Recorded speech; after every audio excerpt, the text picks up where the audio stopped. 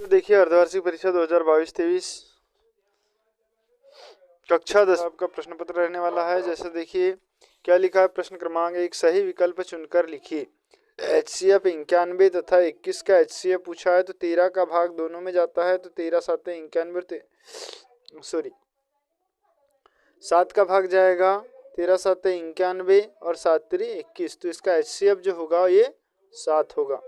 इसके बाद है समीकरण एक निकाय x धन 2y धन 5 बराबर 0 तथा ऋण 3x ऋण 6y धन 1 बराबर 0 का हल होगा। देखिए इसका हल होने के लिए क्या करना है, इनके a1 बटे a2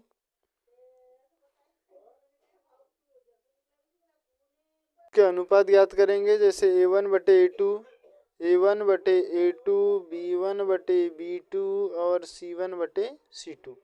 देखिए a1 बटे a2 यहाँ 1 है तो 1 और ऋण 3 तो 1 बटे ऋण 3, फिर ये 2 बटे ऋण 6 तो 2 बटे ऋण 6, इसका भी मान हो जाएगा 1 बटे ऋण 3 और ये तीसरा आ जाएगा 5 बटे 1।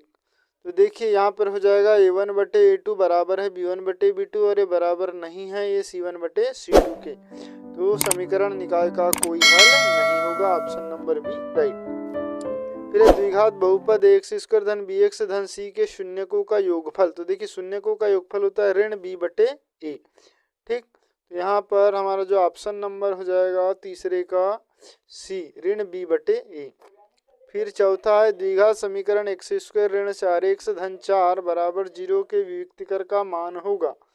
तो इसका वियुक्तिकर का मान देखिए कितना हो जाएगा। वियुक्तिकर का मान होता है बी स्क्वायर माइनस 4ac। ठीक है, तो अब यहाँ पर फ्रेंड्स देखिए बी स्क्वायर, तो बी का मतलब है ऋण 4, तो ऋण 4 का वर्ग, ऋण 4 गुणित ए का मान है 1 और गुणित सी का मान है 4, तो ये हो जाएगा 4 चौ 16 ऋण 4 चौ 16 बराबर 0, तो वियुक्तिकर का मान हो जाएगा 0। ऑप्शन नंबर सी राइट होगा। इसके बाद देखिए प्रश्न क्रमांक 5 वृत्त के किसी बिंदु पर खींची गई स्पर्श रेखाओं की संख्या होती है। तो देखिए वृत्त के किसी बिंदु पर खींची गई स्पर्श रेखा, ये वृत्त है, इसके किसी बिंदु पर यदि स्पर्श रेखा खींचेंगे तो मात्र एक खींची जा सकती है, तो ऑप्शन नंबर ए राइट होगा।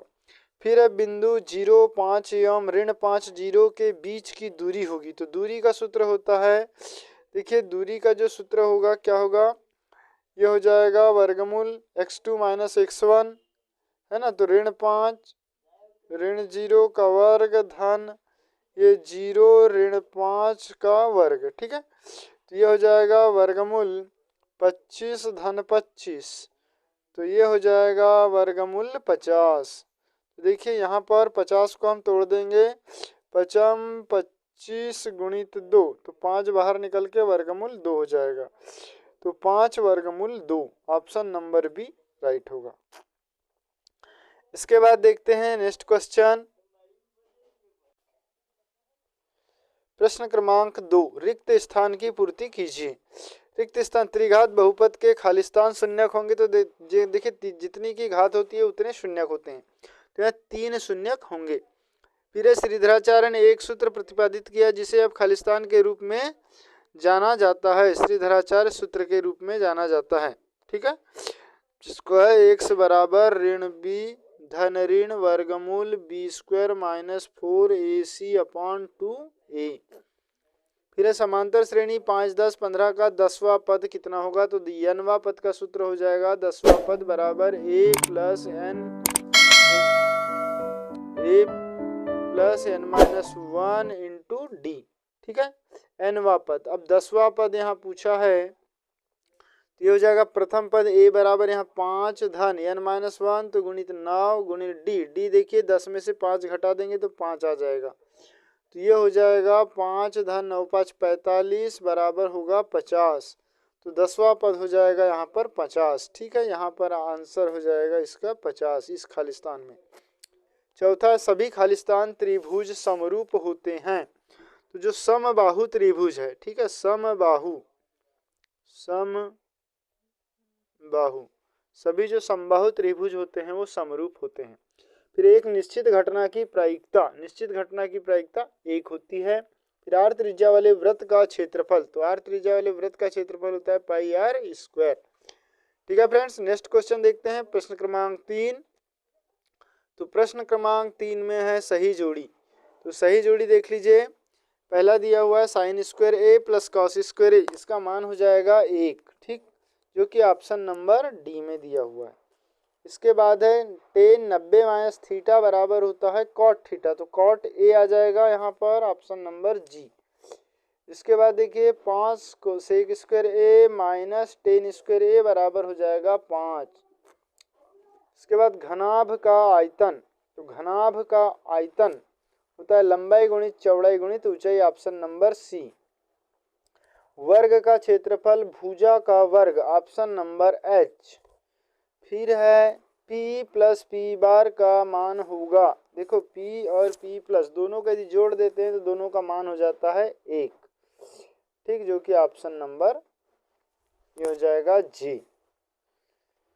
तो इस तरीके से सही जोड़ी आपकी कंप्लीट होती है। इसके बाद नेक्स्ट क्वेश्चन देख लेते हैं। नेक्स्ट क्वेश्चन हमारे पास क्या दिया हुआ है कि एक वाक्य में उत्तर दीजिए।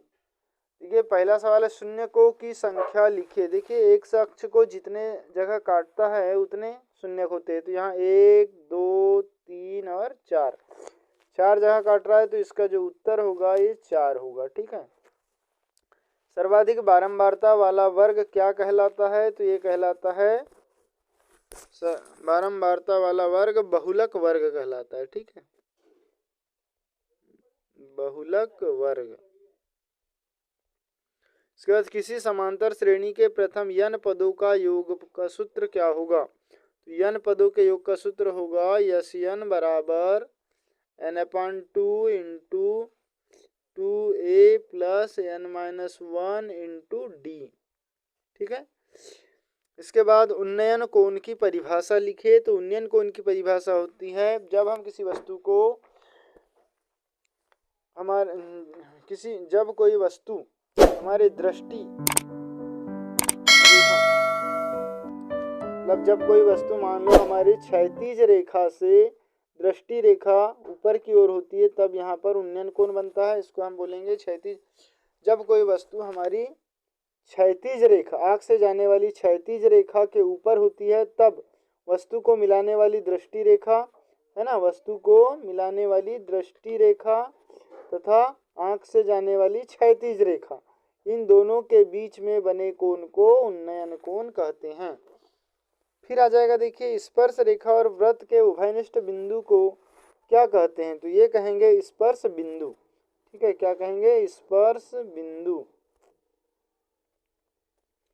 इसके बाद है शंकु के आयतन का सूत्र लिखिए। तो शंकु के आयतन का सूत्र होता है 1/3 पाई आर स्क्वायर एच, ये हो जाएगा शंकु का आयतन।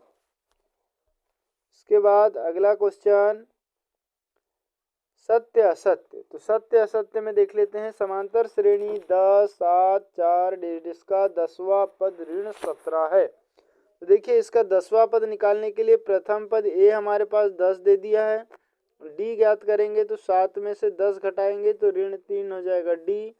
अब 10वां पद ज्ञात करेंगे तो ये हो जाएगा ए प्लस 9d, ठीक है।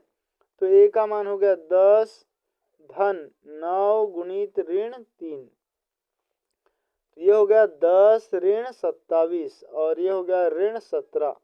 तो हमारे पास ऋण 17 दिया है, तो पहला हो जाएगा सत्य। इसके बाद नेक्स्ट क्वेश्चन समरूप त्रिभुजों का क्षेत्रफल सदैव बराबर होता है, ये असत्य होगा। फिर स्पर्श रेखा ही छेदक रेखा होती है, ये भी असत्य। इसके बाद देखिए अगला क्वेश्चन अर्धगोले का आयतन होता है 4/3 पाई आर क्यूब, ये भी असत्य। फिर है कोण थीटा वाले त्रिज्याखंड के संगत चाप की लंबाई थीटा/360 गुणित 2 पाई आर, ये सही है। इसके बाद देखिए छठवां सवाल दो समरूप त्रिभुजों की संगत भुजाएं समानुपाती होती है, भी सत्य। तो इस तरीके से पहला सत्य है, लगातार 3 असत्य है, फिर 2 सत्य है। इसके बाद देखिए कौन कौन से सवाल है जिनको आपको तैयार करना है। जैसे 140 का अभाज्य गुणनखंडों के गुणनफल के रूप में व्यक्त कीजिए। ये वाला सवाल देखिए हर वर्ष आता है फ्रेंड्स, ठीक है। इसके बाद ये भी सवाल बहुत सरल है, शून्य ज्ञात करना है। यहाँ से दोनों में से आपको 4 कॉमन निकाल लेना है तो बच जाएगा 4u बाहर निकाल लेंगे तो u प्लस 2 बच जाएगा। ठीक है, तो ये हो जाएगा u बराबर -2 और u बराबर 0। तो इस तरीके से 2 शून्यक निकल जाएंगे इसके। शून्यकों का गुणनफल होता है c/a। ठीक, तो इसका c/a हो जाएगा। c का मान 7 और a का मान 15, तो 7/15। इस प्रकार यहाँ पर देखिए तुलना कीजिए और समांतर है प्रतिच्छेदी है ये बताना है। तो ये सभी सवाल आप देख लीजिए और इनके अच्छे से तैयार कर लें। वीडियो अच्छा लगा हो तो प्लीज़ लाइक कर ले, चैनल को सब्सक्राइब करें और बेल आइकन घंटी को जरूर प्रेस कर दें। Thanks for watching.